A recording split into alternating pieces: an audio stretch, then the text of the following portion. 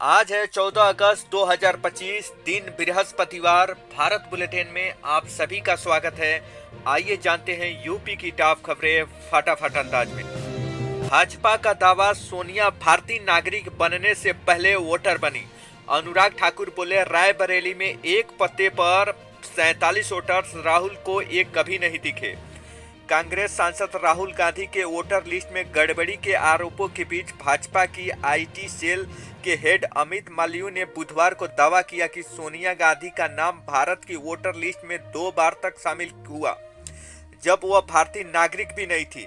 वहीं बीजेपी सांसद अनुराग ठाकुर ने प्रेस कॉन्फ्रेंस में कहा कि एक पते पर 47 वोटर्स एक राहुल गांधी को कभी भी नहीं दिखते।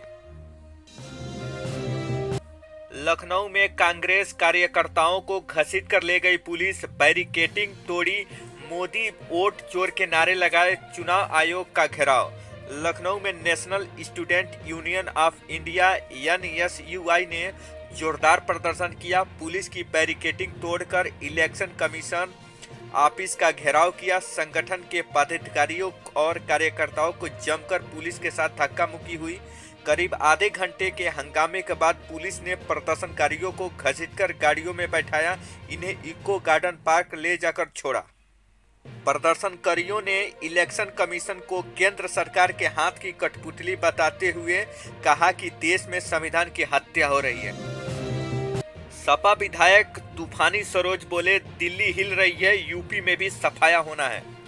सपा विधायक तूफानी सरोज ने कहा, विकसित यूपी पर चर्चा होनी थी पर मंत्रियों ने इसकी दिशा ही बदल दी। डिप्टी सीएम बोल रहे थे, ऐसा लग रहा था कि 2017 से पहले इस प्रदेश में हुआ ही नहीं। 35 साल तक वामपंथी पश्चिम बंगाल में सत्ता में रहे थे, आज दहाई का अंक भी नहीं पार कर पा रहे हैं। इस कारण सत्ता का घमंड नहीं करना चाहिए। एक लोकतंत्र है, इसमें आना जाना लगा रहता है। सत्ता में फेविकोल लगाकर नहीं बैठे हैं। आज पता लगा तो दिल्ली हिल रही है, सफाया होना बाकी है। सपा विधायक प्रभुनाथ यादव बोले, भाजपा की नियत साफ नहीं।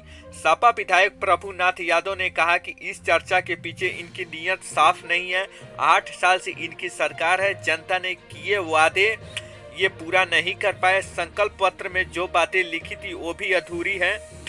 गरीब परिवारों को मुफ्त बिजली देने की बात कही थी, स्मार्ट क्लासरूम बनाने के भी बात किया था, गंगा यमुना और उनकी उप नदियों को साफ करने का भी बात कहा था, लेकिन कुछ भी नहीं हुआ।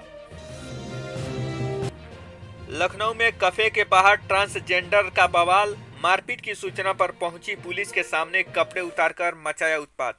लखनऊ के केसरबाग इलाके में ट्रांसजेंडरों ने जमकर उत्पात मचाया। मारपीट की सूचना पर पहुंची पुलिस से भी अपहर्ता की। इसके सामने सारे कपड़े उतारकर सड़क पर बवाल शुरू कर दिया। पुलिस के मामले में 4 नामजद सहित कई अज्ञात केस दर्ज किए। स्वतंत्रता दिवस पर मीट की दुकानें बैन करने पर विवाद, ओवैसी ने कहा, इसका नॉनवेज से क्या रिश्ता। आदित्य बोले, हम नवरात्रि में भी नॉनवेज खाते हैं। महाराष्ट्र के बाद तेलंगाना में भी 15 अगस्त स्वतंत्रता दिवस पर मीट की दुकानें और बुच्चड़खाने बंद रखने के आदेश पर विवाद बढ़ गया। पिछले 3 दिन में ओल्ड हैदराबाद सिटी के नगर निगम के अलावा थाने जिले के कल्याण, डोंबिवली महानगर पालिका, छत्रपति शिवाजी नगर पालिका में आदेश दिए गए हैं। मीट बैन करने के फैसले पर शिवसेना यूबीटी के विधायक आदित्य ठाकरे ने नाराजगी जताई है। मीडिया के सवालों का जवाब देते हुए उन्होंने कहा कि यह धर्म का मामला नहीं है। पाकिस्तानी पीएम बोले, दुश्मन एक बूंद पानी नहीं छीन सकता, ऐसा सबक सिखाएंगे, जिंदगी भर याद रखेगा। 48 घंटे में 3 पाक नेताओं ने भारत को धमकाया। पाकिस्तान के प्रधानमंत्री शहबाज शरीफ ने सिंधु जल संधि को स्थगित करने पर भारत को धमकी दी। मंगलवार को राजधानी इस्लामाबाद में हुए एक कार्यक्रम में शरीफ ने कहा, दुश्मन देश भारत पाकिस्तान से एक बूंद पानी नहीं छीन सकता। आपने हमें पानी रोकने की धमकी दी, अगर ऐसा करने की कोशिश कर रहे हैं तो पाकिस्तान ऐसा सबक सिखाएगा, जिंदगी भर याद रखेंगे। ऑपरेशन सिंदूर में F-16 के नुकसान पर अमेरिका चुप, कहा, पाकिस्तान सरकार से बात करो। अमेरिकी कंपनी बनाती है F-16 फाइटर जेट। भारत ने ऑपरेशन सिंदूर के दौरान पाकिस्तान के F-16 फाइटर जेट को नुकसान पर कुछ भी कहने से इनकार कर दिया। एनडीटीवी के सवाल पर अमेरिकी विदेश मंत्री ने बुधवार को कहा कि F-16 जेट के बारे में जानकारी के लिए पाकिस्तान सरकार से बात करें। यूपी में पुलिस की 4,543 पदों पर भर्ती, एएआई में 976 वैकेंसी। शिक्षा विभाग की ई-चौपाल में पॉर्न वीडियो चला। आज टॉप जॉब में बात उत्तर प्रदेश की पुलिस भर्ती एवं प्रोन्नति बोर्ड में 4,543 पदों पर भर्ती की और एएआई में जूनियर एग्जीक्यूटिव के 9,732 पदों की वैकेंसी की। करंट अफेयर की बात पर नए इनकम टैक्स बिल के पास होने पर और टॉप स्टोरी में जीटी कांस्टेबल एडमिट कार्ड और यूपी में शिक्षा विभाग की ई-चौपाल में पॉर्न वीडियो चलने की बात हो रही थी, जिससे उस विभाग के कर्मचारियों ने कहा कि यह एक टेक्निकल प्रॉब्लम थी। ग्रोक ने ट्रंप को सबसे कुख्यात अपराधी बताया, कहा उन पर हेरा फेरी के 34 मामले। यूजर ने पूछा था राजधानी में सबसे बड़ा बदमाश कौन।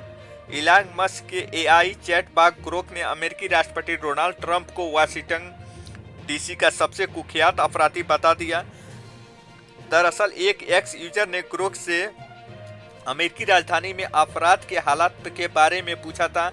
इस दौरान यूजर ने पूछा कि डीसी का सबसे कुख्यात अपराधी कौन है।